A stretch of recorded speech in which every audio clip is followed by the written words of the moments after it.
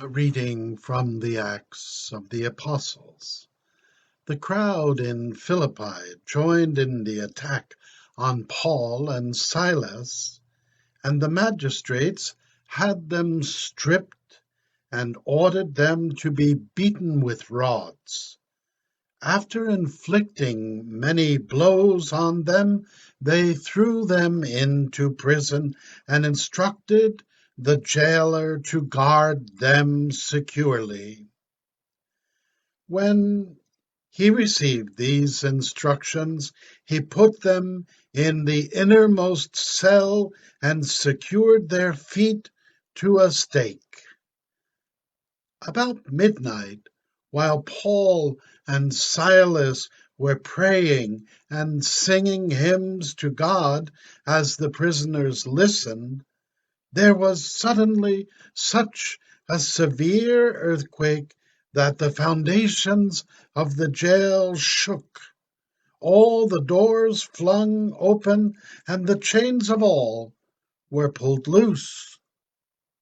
When the jailer woke up and saw the prison doors wide open, he drew his sword and was about to kill himself, thinking the prisoners had escaped.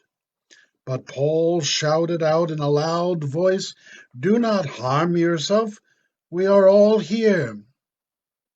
He asked for a light and rushed in, and trembling with fear, he fell down before Paul and Silas. Then he brought them out and said, "Sirs, what must I do to be saved?" And they said, "Believe in the Lord Jesus, and you and your household will be saved." So they spoke the word of the Lord to him and to everyone in his house. He took them in at that hour of the night and bathed their wounds. Then he and all his family were baptized at once. He brought them up into his house and provided a meal, and with his household rejoiced at having come to faith in God. The word of the Lord.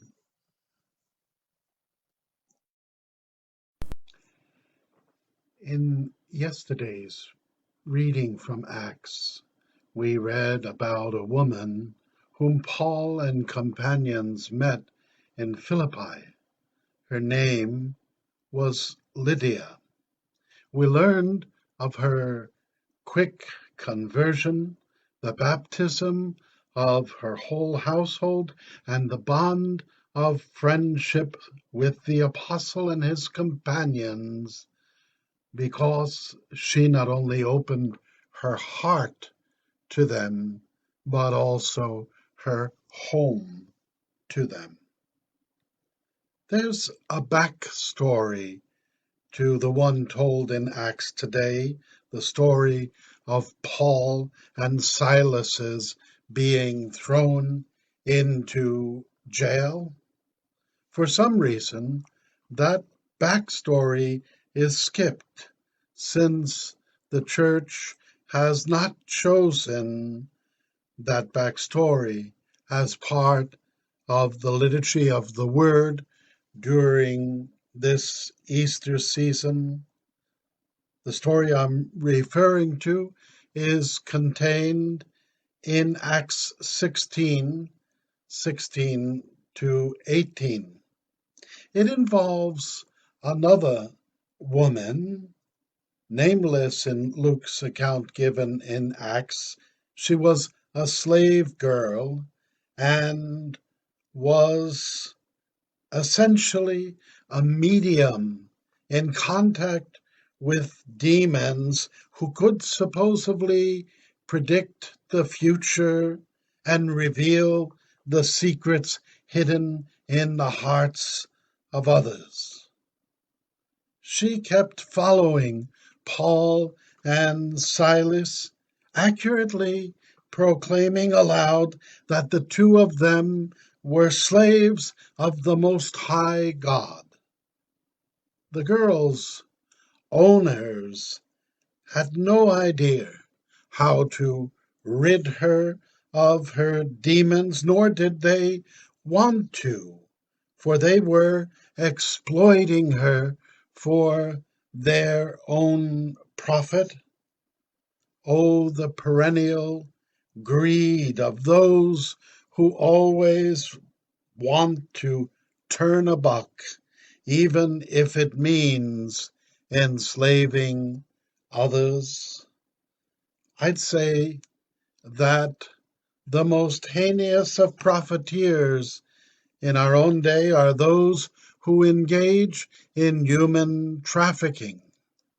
When Paul expelled the slave girl's Apollonian or oracular spirit, he not only freed her, but he eliminated her master's means of unjust profit.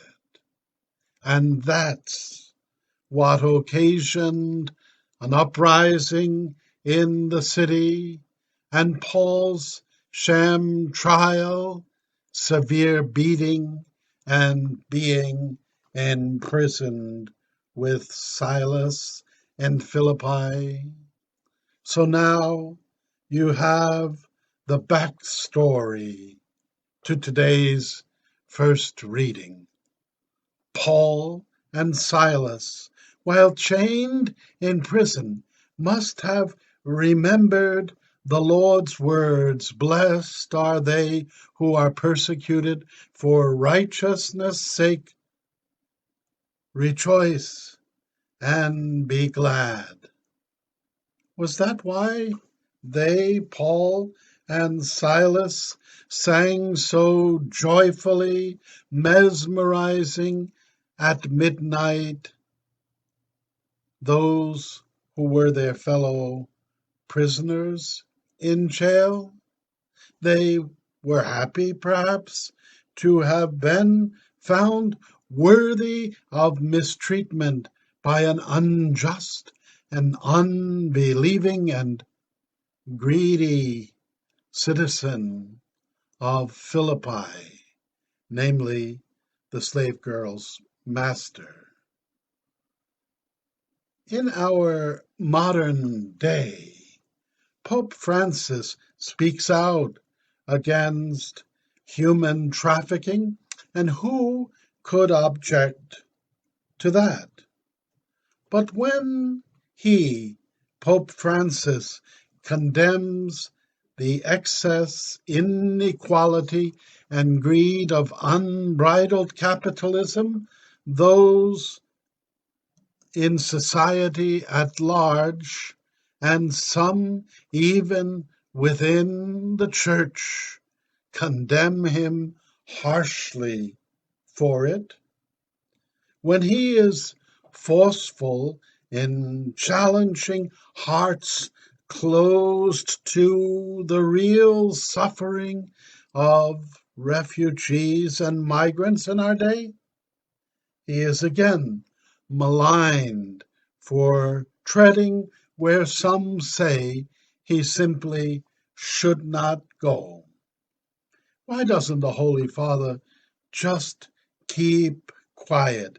He'd be loved then, not by some, but by all, and everything would be nicely nice.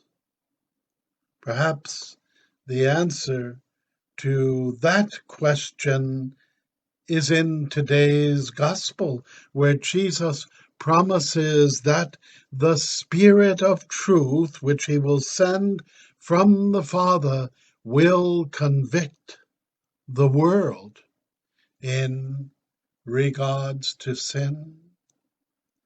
Like Pope Francis, we can dare to speak, prompted by the Spirit of truth, or we can shut up, and lives, then many lives, may be lost, and the world will perish in our deafening silence.